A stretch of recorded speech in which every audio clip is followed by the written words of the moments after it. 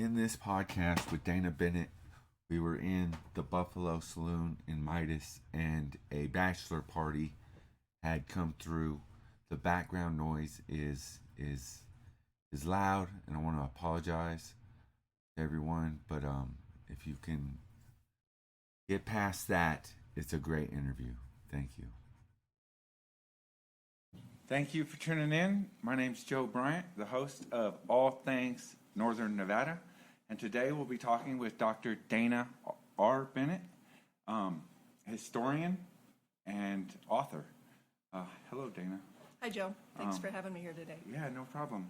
We're in the Buffalo Saloon in Midas, Nevada. We're in the Midas Bighorn Saloon. Bighorn Saloon. I No apologize. buffalo in the area. No buffalo here. Yes, thank you for correcting me. The Bighorn Saloon in Midas, Nevada. Midas, Nevada has a vast history with gold mining. I want to know a little bit about you, Dana. Where'd you grow up? I grew up in Reno. My folks moved. I was born in Nebraska, and they very wisely moved to Nevada before I was a year old, so Nevada is home. Grew up in Reno, but spent a lot of time out here as a kid. Midas is a wonderful place to be a kid on the loose. Yeah. Yeah.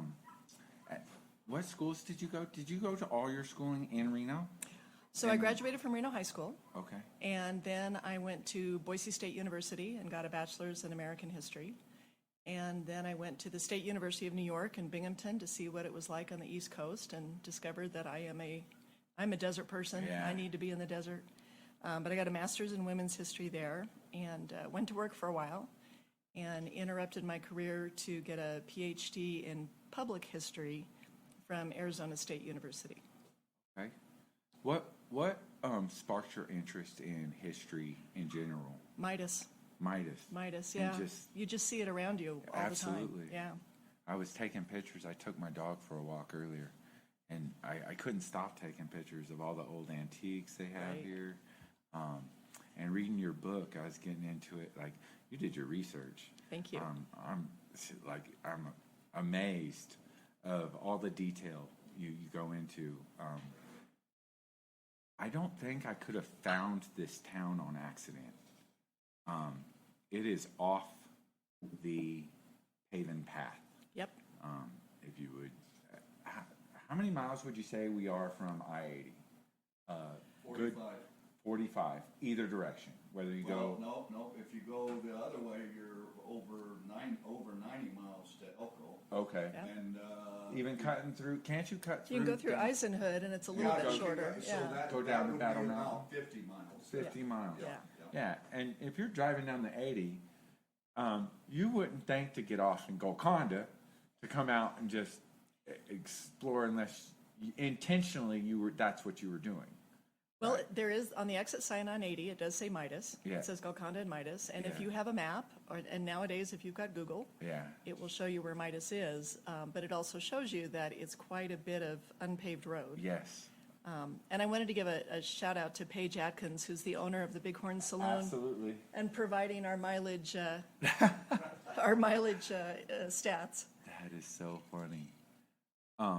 But no, this isn't a place you wander into. And I lived in Las Vegas for a while, and I have friends who will say, "Hey, I drove through your town last weekend." I'll be like, No, you didn't. You drove through Mina, but that is a long ways from Midas. Yes. Yeah. And easily can get them confused. They both start with MI. That's Yeah, about it. Right. And Squaw Valley, those mountains and how green they are right now this time of year with the moisture we've been getting. Right. We're are at the there- base of the Snowstorm Mountains. Okay. And how the snowstorm is north, we're at the south base of it? Essentially, yes. Okay. Are there other claims? There's lots of other claims around Midas. What is really considered Midas? Because it used to be Gold Circle, and so was Gold Circle actually this strip of Midas, or was it a circle of claims that expand outside of this? The first recorded gold discovery was in June of 1907 by a guy named James McDuffie and his two sons who were prospecting out of Jake Creek. which is out by Tuscarora. Okay. And they staked some promising claims. It started a small rush. They staked a few claims, started a bigger rush. And by early 1908, the residents had applied to Elko County for a township and everything that goes along with it. And they called it the Gold Circle Township. And when you look at the original map, it was huge. It was a huge area for the township. The federal government refused to allow another post office in Nevada that started with gold. And so Really? the residents chose the name Midas. They had the they had Midas four touch. choices. And they picked Midas, which is good because one of their other choices was porphyry, and I'm really happy they did not choose that. Can't spell it, can't say it. Right. But the mining district remained Gold Circle Mining District. And you asked about the number of claims. There are probably hundreds of Yeah, I claims was that have been thinking that. staked over the years, and many of them have continued since 1907. They're still pulling gold out of small claims? Not so much anymore. In the late 1990s, Euro Nevada and Franco Nevada created a joint venture called Midas Joint Venture, and they combined a lot of properties and a lot of those claims to build the Ken Snyder Mine, which is about a mile from here. Is that it? That is it. Yes, exactly. And those are the leach ponds or whatever? Yes. Is that an underground mine? It is an underground mine, Is gold it- and silver. Is it portal or shaft? Portal decline. Yeah, okay. Yeah. Sweet. Yeah. So you can actually drive in. Yes. Yes. They're talking about Yeah. doing that to Getchell, and it's, a rumor, and TR. And That was always the rumor the whole time I was. yeah. Yeah. That's hilarious. But they're not currently in production. Okay. Yeah. So I heard from the Nevada Mining Association when they spoke at Rotary that I-80 has bought Midas Mine. That's news to us. Yep. And that they actually found a body of ore that is huge. Like they missed it. So there's some confusion there. Okay. The Midas Mine was owned after Midas Joint Venture. It was bought by Normandy. Normandy was acquired by Newmont, and Newmont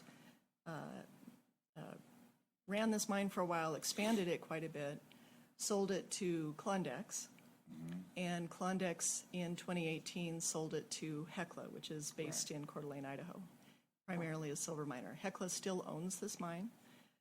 They have been doing some drilling on this here. I'm pointing, and I know you can't see where I'm pointing, but over to the, what is that, the east? Yeah. Or This would be east. this would be east, to the east of the existing, about 2 miles to the east. And they have announced, you can find the press release online where they announced significant discoveries. Yeah. High grade. High grade, Yes. very high grade.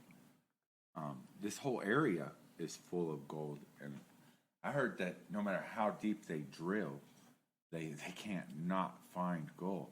Like, and depending on where they are, like underground, it's like, the ore body is like in waves, right? And so they keep drilling deeper and deeper and deeper and deeper, and they can't not find gold. When Whether Midas, it's low grade or high grade, it's there. when Midas Joint Venture compiled this land package, and let me back up and explain a couple of other things. I worked as a consultant for Midas Joint Venture in the late 90s. Okay. And then just recently retired as president of the Nevada Mining Association. Yes, ma'am. And I do some consulting with Hecla. Okay. So when Midas Joint Venture compiled the Gold Circle Mining District, they determined that roughly 90% of it had never been explored. Yeah. And so, as I mentioned, it's a big land package. But it also requires a permitting process and money to invest in drills and so forth. But the drilling that Hecla is doing on the other side of the Ken Snyder Mine, they are very excited about. That is, so I was confused with the company. So it's Hecla that Hecla, made correct. the Yes. discovery. Okay. Yes. Thank you for clearing that up with me. I learned something on all of these podcasts. So, So is there a plan for them to ramp up production then, or start drilling? Are they going through a permit process? And what does that mean to the town of Midas? Usually, I know that most people don't live out here. They live in town and get bussed out to a lot of these mines out here. Is that going to affect Midas as a town if they ramp up? So that's a big if. They are planning on exploration this year. A third of the company's entire exploration budget is dedicated to Nevada. And they're exploring here, they're exploring over at Hollister, doing some exploration over at Fire Creek, and their property outside of Aurora, down by Bodie. So they've committed to a lot of exploration this year. As you know, it takes a long time to ramp up a mine. Yeah, I mean, even getting Nevada Lithium started. Yeah, it does. It's a long process, a long drawn-out process. So this year, they're focused on exploration. Okay. To see what they have, to define the ore body, to see what's feasible before moving forward. But the impact on the town of Midas, all of the companies that have been here have been good neighbors. They've been respectful of the town. They've contributed in a lot of different ways. We don't have the infrastructure for a large residential area. Correct. So that's not something that would be expected. Plus, Elko County would have something to say about that. We are in Elko County. Yeah. But they, they'll drive on the roads and there will be some impact. But at this point, until they start construction, the impact is not as great as when the mine was fully operational. Right. Then they had the big ore trucks, and Newmont took care of this road daily. Daily? Yeah. Okay. Were they running haul trucks up and down this road, or did that stay on the mine? They didn't. They ran milled, some haul trucks. They have a mill here? Yes. Yes. Oh, they have a that's mill what I was themselves, asking. But Hecla's operation, as she mentioned, Fire Creek over by Cortez Mine going out in Crescent Valley, they have no mill, so they were trucking ore. Klondike's and Hecla were trucking ore over here. Yeah. And they maintained the road as long as trucks were running. The day the truck stopped, the day the mine stopped taking. Yeah. So, Absolutely. The roads weren't bad coming out today. Actually, it was really dry till I got into Midas, and then it started snowing a little bit. I was like, what? Spring in Nevada. Yeah, if you don't like the weather, wait 15 minutes. Is that what they say? Especially this weekend. Yeah. yeah. It's funny. So when you were a kid, what you were living in Reno, going to school in Reno? Would you come here on the spring break, summers? When would you come here? I have the advantage of being, I'm certain, older than you, and Yes, ma'am. older than some other folks. And parents could take kids out of school, and they would take us out as my parents would take us out of school. I have two sisters, and they would take the three of us out of school for a week in October, and we would come up here and spend the week. Sometimes that was the week over Nevada Day, Halloween. Okay. So being a kid in Midas on Halloween was a blast. And we camped and went hiking, and later on we had the three-wheel motorcycles. Yeah. Ran all over town, got yelled at a lot. But so we'd spend a whole week, and then as time progressed, we started spending more holidays here. 4th of July here is always a lot of fun. Yeah. It's always been a lot of fun. Nevada Day is a big holiday. And then my parents acquired some property and put a house on it and started building onto that, and we spent more and more time here. Nice. Yeah. And that's what just drove your passion for a small town in northern Nevada. So just when I was people you met. the people you meet, and the people you meet in this bar, even now, are fascinating. And I remember meeting a man who had graduated from the 8th grade here, and he had not been back since he had graduated from 8th grade. Because to go to high school, he had to go somewhere else, and then his family moved, mining changed, and they went off to Utah, and so he had not been back here in 40 years.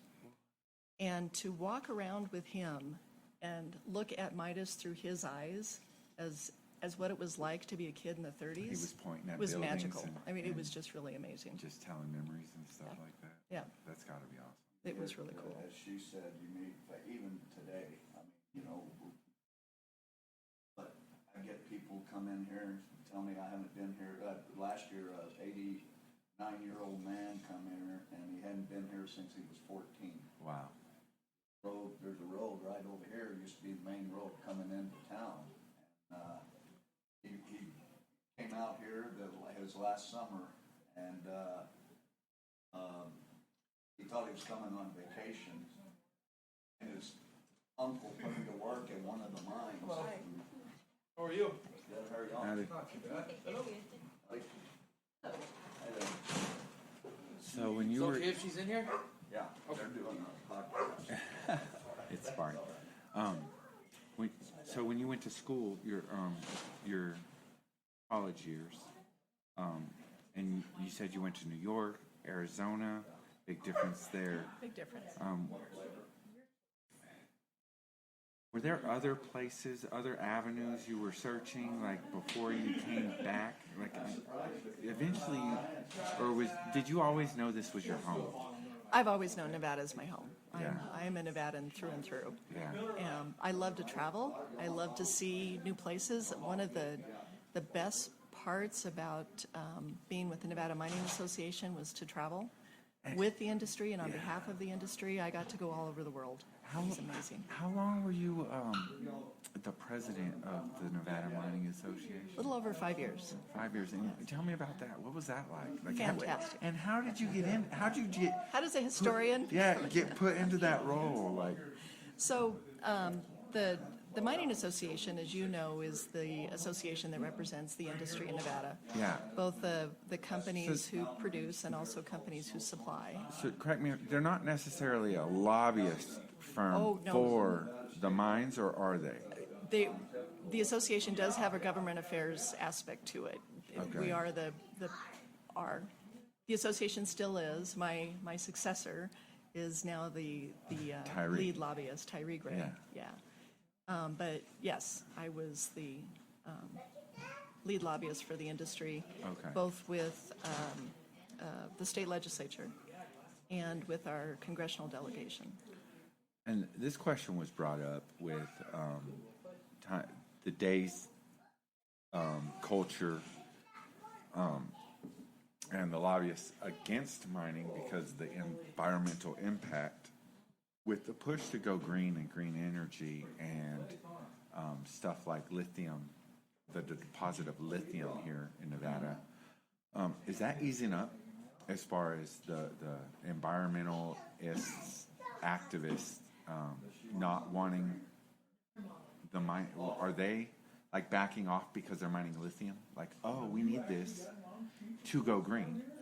So like Right. like every group, you can't say that group only thinks one particular way. You know, there's a Right. variety of opinions, Right. and you will find a lot of environmentalists who work for mining because they Right. recognize they can have a direct impact on land use and on water management by working within industry as opposed to industry. Right.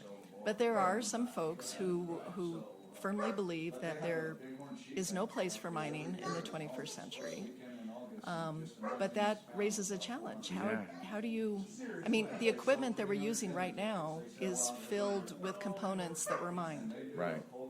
Metals, minerals, all of that is mined. Even plastic is a petroleum product. It is a petroleum product which is mined. Right. Exactly.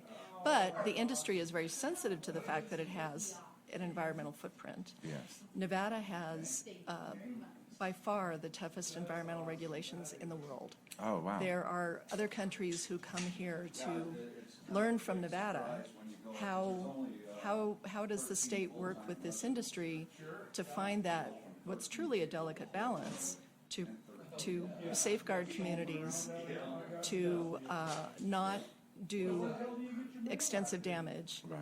and yet provide good jobs and materials that we all need. Nevada is a world leader in how you do that sustainably. So we set the standard. We set the standard. That's awesome. It is. That's real awesome. Yeah. You know. I'm going to let Razor in before he has a heart attack. Okay. Yeah. Razor no is the bar dog. worries. Yeah, Razor is the bar dog. Although I think he wants to go see that little girl. Yeah. That's fun. Hi, Razor. Are you coming in to visit? That's fun. Yeah, I won't last long once he sniffs you all. It's good. The bar is If this 30s. I guess Actually, this year, other things about you in particular, if you were going to tell somebody in fact, there's a picture above the board. what Midas means to you, I know you grew up here, you live here. How would you explain what this means, what Midas means to your heart, as far as if someone you met at a bar in Reno and they were like, "Where's Midas? What's that?" You know, how would you explain it just briefly to someone to get the point across of what this place is and the heart of it? So I've been doing that my whole life. Yeah, I imagine. That's what I was saying. I have dear friends who've heard me talk about Midas who've never been here, and some who've made it a point to come here. And I mean, it's home. This is home. Right. When I'm away, you know, before we moved here full time, and I was living in Reno and traveling a lot, or even when I was living in Las Vegas, in New York even, I was always thinking about Midas. Midas is home. Yeah. There's really no other way to put it. But a friend of mine arrived here about a year ago, and she got out of the car and she looked around. She said, "Oh, I get it now." Yeah. So, Yeah. yeah, When I didn't have service, I was like, okay, yeah. I can come here. Because we went on vacation one time. We went out to Wild Horse, and we hooked a right, like we're going out to Jarbridge, and we camped out at Gold Creek, and no service. Yep. And there's nothing but open plains and mountains. And we stayed there a full week, 10 days. And we didn't want to leave. Yeah. It was like that, you know. Yeah. You just felt free. There was a lady who grew up here, got married, moved away, and then she and her husband came back here to retire. And so she lived here until she was in her early 80s. And she was interviewed by a reporter from Reno in, I want to say it was like around the late 1980s. And she said, "It's so quiet here, you can almost hear it." Yeah. And that's exactly it. It Yeah. is so quiet. Yep. Even when I did an install here, a furnace on that log cabin house, Oh, uh-huh. and they weren't home, and they were all, "So I'll have someone meet you there."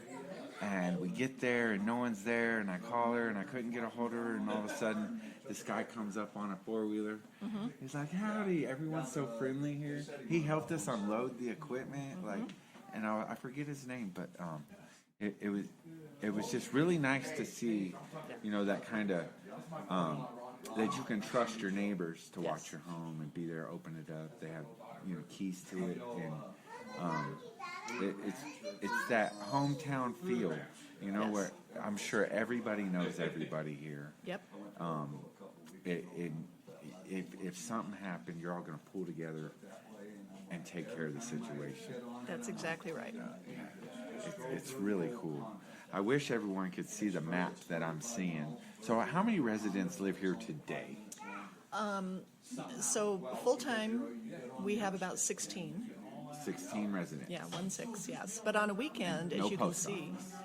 No, the closest post office is Golconda, but we get mail delivery. Oh, okay. They deliver here 6 days a week, just like if you were in town. UPS comes out here, FedEx comes out here. Nice. Yeah, the roads were not, they're dirt roads, but they're in good shape. They're in great shape, yeah. Do you hunt? My husband does. I'm happy to eat. Yeah, you're happy to eat, absolutely. So there's a lot of hunting that goes on up here Yes. above Midas. What do people hunt for usually? So this is known as a great chukar hunting location. Chucker. Chukar. Okay, Yeah. so there's the Chucker Club, and they meet every once in a while, and I hear that they all meet up and talk about the chucker they didn't shoot. That's right. You know, 'cause the first time you go to hunt chukar for fun, and after that it's for revenge. Yeah. And we'll hear chukar. We can sit on our deck and hear chukar every day. And the Year-round. first day of hunting season, it's silent. Really? It's like they know they're gone. They don't change the days? Like, it's the same day every year? Like, they don't say, hey, well, this year we're going to change the hunting season. Try Sometimes to the trick days change, and those birds seem to just know. That is crazy. I'll see them all summer long. I'll see them flying around the rocks. I'll see them run across the road. And then hunting season rolls around, gone. That is Yeah. crazy. Yeah, Yeah. they're pretty smart birds. Do dogs help? Just retrieve after they've been shot. Yeah. They don't help flush them out? So you Oh, can... some do, yeah, Oh, okay. yeah. Okay. So there's Battle Mountain. So, besides A Century of Enthusiasm, you've written 2 other books? Yes. And what are those names? So the first one was Forward with Enthusiasm, which was also about Midas. And so this is the second version of that book. Okay.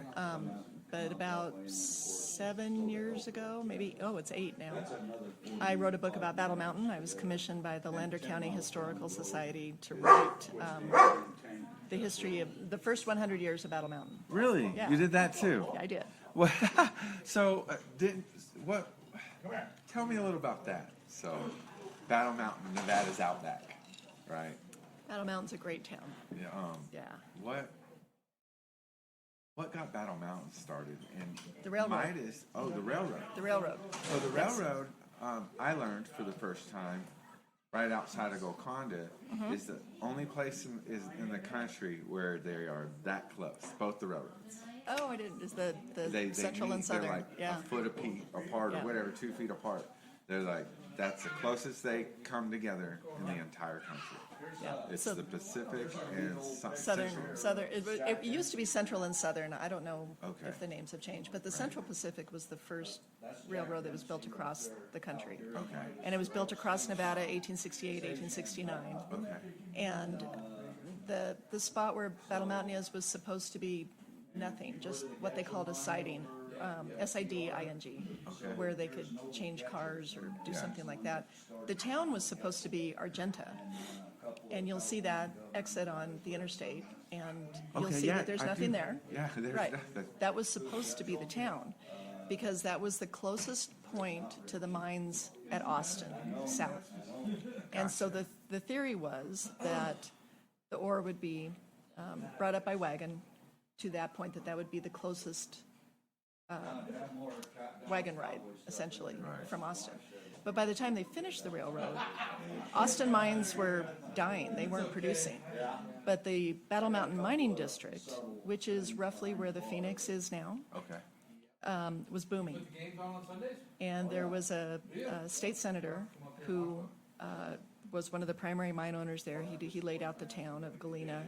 He went to the Central Pacific Railroad and said, I don't want to take my wagons all the way across the valley to Argenta. I want you to be closer. So he convinced them to move their town. And he put the stake in the ground and said, let's put it right here. And so that's where Battle Mountain ended up, Really? was so that he wouldn't have to truck his ore quite so far Right. to get it on the railroad and get it out. Nice. Yeah. And that's what started the Battle Mountain? Yep, 1869. Wow. The buildings that had been constructed at Argenta, they put them on a flatbed car and they just brought them down the track and took them off and started building a town. That's cool. Yeah, and that was it. That was it. That was it. So when did I-80 start getting formed? Because it was the old, was it the old 40? No. US 40. US 40, yeah. It pretty much follows that in some places, right on top of it, in other places parallel to it. Okay. But the route was, if I'm remembering this correctly, the route was determined in the late 1950s, and they started construction in the 1960s. Okay. But it took a long time to complete construction. And in Nevada, the last section to be completed was at Lovelock. Okay. Because I can remember, going home from Midas to Reno, or vice On versa. the You fourth. had to go through Lovelock. Oh, okay. There was no interstate there. Yeah. You'd get off of what existed as interstate, drive through Lovelock, and get back on the interstate. Yeah. And I want to say that was like the early 80s when they finished that, 1980s. Huh. Yeah. And was that a big project coming through? Like that brought a lot of. Well, it changed these towns because Lovelock and Winnemucca and Battle Mountain and Elko, Carlin, if you think about how they're situated, Yeah. they were developed by the railroad because the railroad at the time could only go about 35 miles an hour, and there were no dining cars, so you had to stop every so often and let people get off the train. So these places were deliberately situated so that they could stop, people would get off, use the outhouse, Yeah. go to the restaurant, maybe spend the night. So when when the highway was first built across, the first 2-lane highway was built across Nevada, those towns then became stopping points. There's no air conditioning in your vehicle, so you'd stop and you'd sit in the shade for a while, make sure your radiator didn't, Right. boil over. You'd stop and get something to eat because you're not running through any drive-through and taking McDonald's with you. You're going to a restaurant. So Lovelock and Winnemucca and Battle Mountain, those downtown areas, were thriving because of the highway. Yeah. And as soon as those bypasses were built, nobody stopped. Yeah. And Gone. now we have cars that are very efficient. They don't Isn't need to that what fill. happened to Toulon? Like once Yeah. the highway built, Toulon. There's no no one- reason to exist. Yeah. Yeah. That's crazy. Cars can go farther on less gas. Yeah. Radiators don't boil over. People Yeah. have air conditioning. Yeah. So it's They don't have to. a different stop. experience. And that's why nobody knows what's off the I-80 right now. Right, because you just keep going as fast as you can go. Yeah. And you blink and you miss some of these things. Right, and you miss some great things if you Yeah. don't get off the interstate. I agree. Yeah. I agree. So if you were going to say something about Midas that is there a secret of Midas that you don't have in your book? Oh, that's a good question. So I heard, and I don't know where it is, and I was told to ask you. Okay. Like I said, I don't know where it is. There is a Wagoneer Oh, vehicle on the Yeah. side of a mountain, and they wanted to know how it got there. that's You a know the story. story. I've heard Yeah. the story. I haven't retained the story. Oh, where is that? So this You want the main road. You can probably follow my finger. The main road out of Midas. If this you down here? Yeah, so Okay. zoom in a little bit and go north. So Okay. put your cursor on the main road through Midas. And you just drive up this road. Sorry. You're going to go around this way. And you're going to keep going. Through these bushes? Yeah, past the willows. And the road does continue. It's up in here. It does continue Yeah, because we so at saw some it. point that you pass the willows and you come to a wide spot and then the road narrows again and this must be it here. See the switchbacks? Yeah. So it's up in there. Okay, so probably up here No, here. or here. Yeah. Okay. Okay. And so there's a Wagoneer around here somewhere. Yeah, it's been there a long, long time. And my vague memory is it caught fire.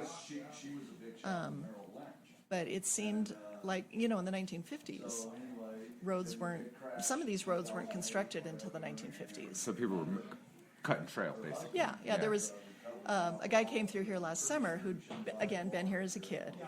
And he said that his stepfather had this big World War II surplus machine, whose name is escaping me, and you'd recognize it as soon as I said it, but just not quite a tank, but Okay.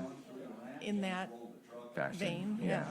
And he would hunters would follow him, and he would just plow up the road and go up the mountain and drive everywhere. Really? And some of those vehicles would get stuck. Wow. I can remember my uncle getting stuck up on the hill up here, that he slipped off the road, and they had to take a cat up there to pull the pickup Wow. off. Yeah. So for for somebody to have trouble and have to abandon their vehicle in the 60s, 70s, Oh man, they weren't getting it. it was no big, it just happened. Yeah. And you'd walk back. a long, long way. Yep. Yeah. So there is no secret that you didn't put in your book? Well, I can't think of what that might be. I mean, I've heard a lot of stories over the years, and I tried to corroborate things that I heard. So through a newspaper article or somebody else telling the same story. So I'm sure there are some stories I didn't include. But off the top of my head, I can't think of what that would be. Well, that's good. That's Yeah. mean you put everything in your book. I know I didn't put everything. Leaving it out there. Right. Okay. You did mention in your book that the town, and I thought it was weird, and it was Gold Circle, and then it was Midas, but never Rosebud. Never Rosebud. But if it was never called Rosebud, Why did I say why did that? you mention that it was never called Rosebud? So there is a Rosebud mining district near Winnemucca, and it was operational roughly at the same time as Midas. So the early 1900s in Nevada, there were all these little gold camps and mining towns all over the state. It was a boom time Yeah. for Nevada in terms of mining. And somebody along the way said that this was known as Rosebud, and I can't remember if I read it in an article or saw it in another book. And I thought, well, I just want to say it straight out. It is This not. was never Rosebud. Okay. Rosebud is somewhere else. Yeah, Yes. somewhere closer to Winnemucca. Yes, it is closer to Winnemucca. Okay. Yeah. Sweet. And the building next door used to be a bar.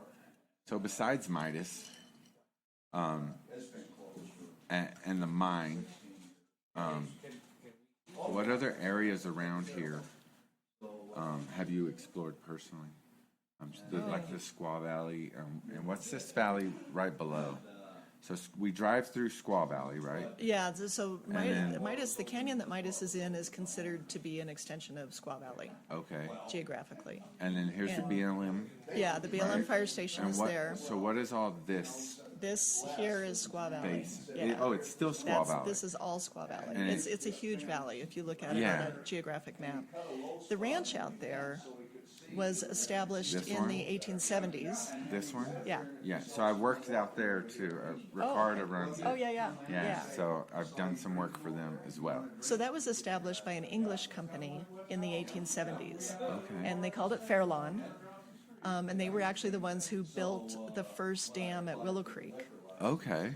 And I see that right here. so there were people living in this area long before, The mine. James McDuffie showed up in 1907. Yeah. So he was just kind of traveling through, prospecting maybe? Yeah. And came across some. Okay. Yeah. He actually did find a very rich ledge. That's the word I'm trying to think of. But he walked past the mines that ended up being the biggest producers because they were underground. So as a prospector, there was nothing that he could see that got his attention. Right. But the ledge that got his attention was very productive for about a year or 2 years. Okay. He was gone. He sold out to somebody else. And but the guy that bought it was pulling what's called jewelry rock out. Okay. Yeah. So nuggets and Yeah. stuff like that. Yeah. And he made the mistake of leaving his claim one weekend. And everybody decided that they were going to go help themselves. He wasn't there to protect it. And even people came over from Tuscarora. Wow. And, everybody had dynamite. You could buy it at the general store. Right. So they'd throw a little dynamite out there and scoop up some nuggets. And apparently some of those nuggets are still wandering around the world. Oh, wow. But poor Mr. Bamberger lost a lot of gold the time that he decided to leave town. Right. Huh. Yeah. Greed. Gold fever is real. Yeah. It's real. For real.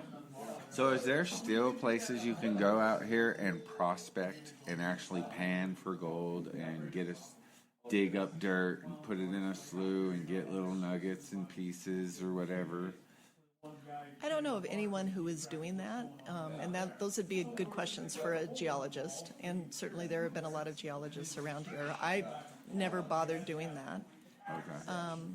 but one would assume that there's still bits of gold to be picked up out there, but you just don't see anybody out there doing that. So we're really close to the Battle of Shoshone, Mike, Yes, and that was on Kelly Creek. Kelly Creek. And that is out here, right? Yeah.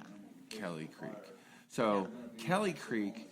So I've been trying to figure out where this battle took place. There's so a it marker out extends there. but we can't find it. Oh, It's literally missing. so No one at the mine knows. No one at the museum knows. No one knows where it is. They know it's there. So you may want to come back in July. There is a man who will be visiting here in the middle of July who knows everything you would ever want to know about what happened.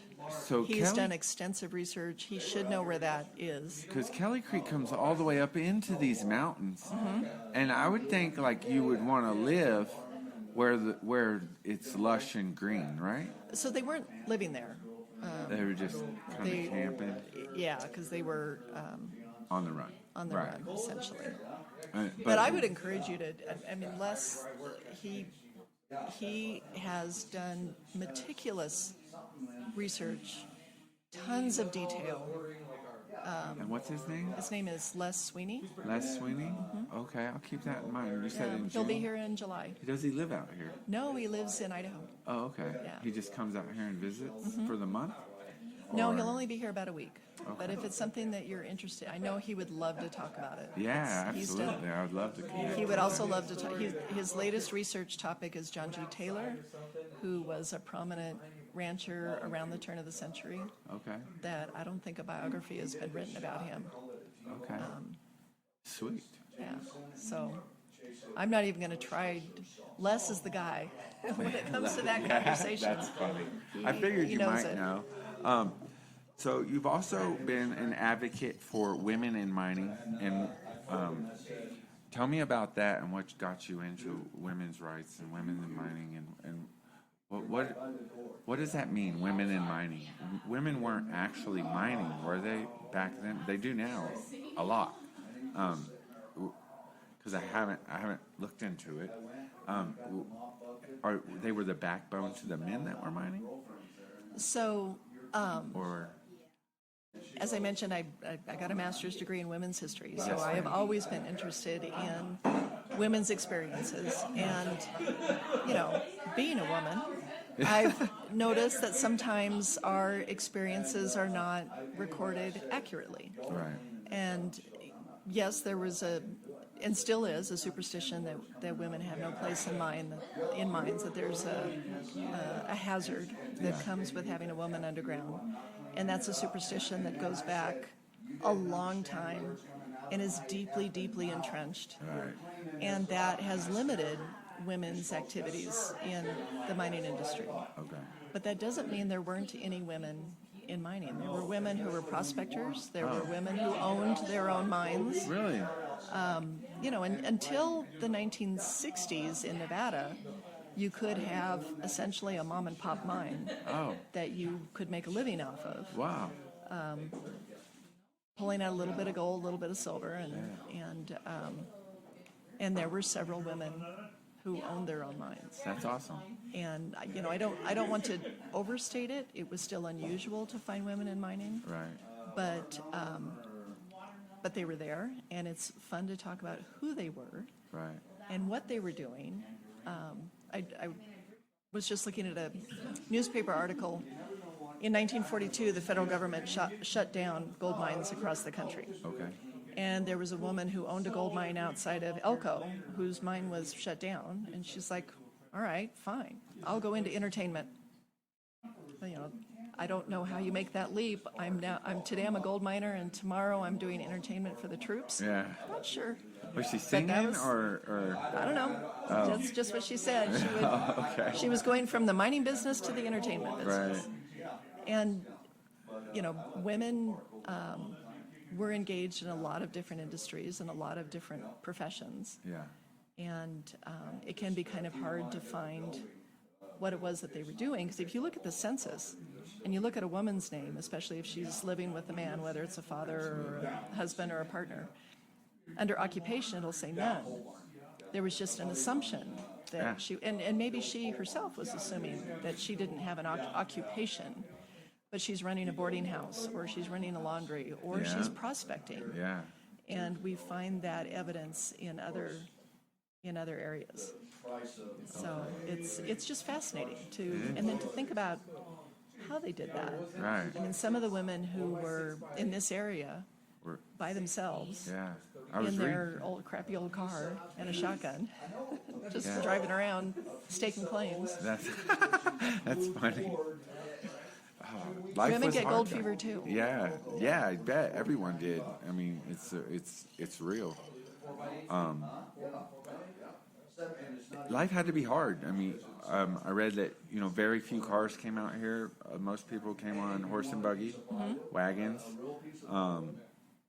I'm sure the roads weren't kept like they are today. They didn't exist. Yeah, So the road from here to Battle Mountain, which still exists, the one that goes through Eisenhood and it comes in through North Battle Mountain, that was originally built, and we use that word loosely, by the Battle Mountain Chamber of Commerce, who wanted to be first on the scene of this new mining camp because there's an old saying that you don't make money as a miner, you make money selling stuff to miners. So, okay. right? So Yeah. the Battle Mountain Chamber of Commerce wanted to be here in Midas, selling stuff, To the groceries, supplies, Yeah. clothing, all that stuff, lumber, to miners. So the Chamber of Commerce got a bunch of shovels, literally, Wow, and built that road. that's nice. Yeah. Sweet. I'm still stuck at Do, the one price that What's next for Dana Bennett? I paid $23,000 for a 30 by 40. Are you fully retired? I'm not sure what retirement. Yeah. So what it means to me is I get to do projects that interest me, and I don't have to worry about making a certain amount of money every year. Right. Because when you have a mortgage, when you've got family obligations, when you're building a career, you've got a point that you're looking, this is what I need to bring in this year. Right.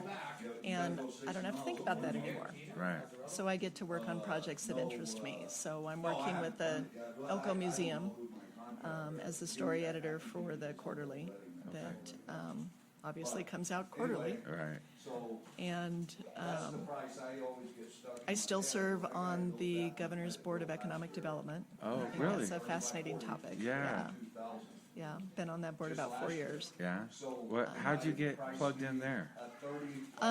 So I used to work for the Governor's Office of Economic Development, and what we now know as GOED is the result of legislation that was passed in the 2011 session.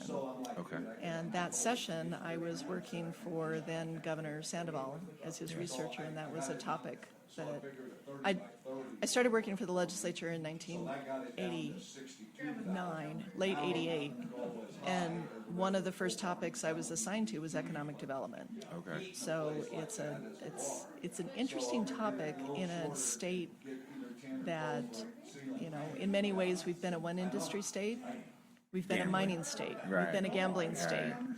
We are still a mining state, still a gambling state, And agriculture. and agriculture. But it's interesting to think about, well, what else could we do? Right. What else could Nevada be known for? And that's fun. What are some other things we could be known for? Like not much, right? Maybe for like off-road exploration. I don't hunting. Actually, I think there's a lot of opportunity in advanced manufacturing. Okay, because we have the land. We have the land, and we've got a lot of really smart people in this state. Yeah, we do. Yeah. Yeah, that's funny. Yeah. So you don't have a plan moving forward. Are you working on any new literature that maybe may or may No, not want well, I to? should say it this way. I'm not working on any books right now, but working on projects. So I serve as president of Friends of Midas, which is the historic preservation group, and we have a website And you can that say the needs a website. lot more content. Yeah. It's friendsofmidas.org. And so That's one thing I want to work on, is getting up more pictures.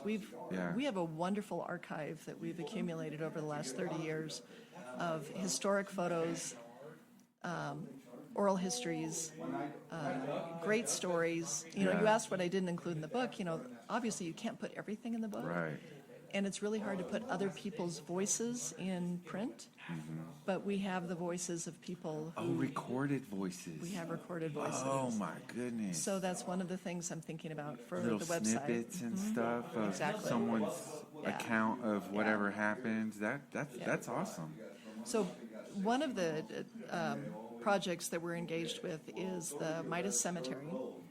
And the cemetery is owned by Elko County, but Elko County has delegated the maintenance of the cemetery to Friends of Midas. So we make sure it stays clean, and we paint the fence and you know, Yeah. do that sort of thing.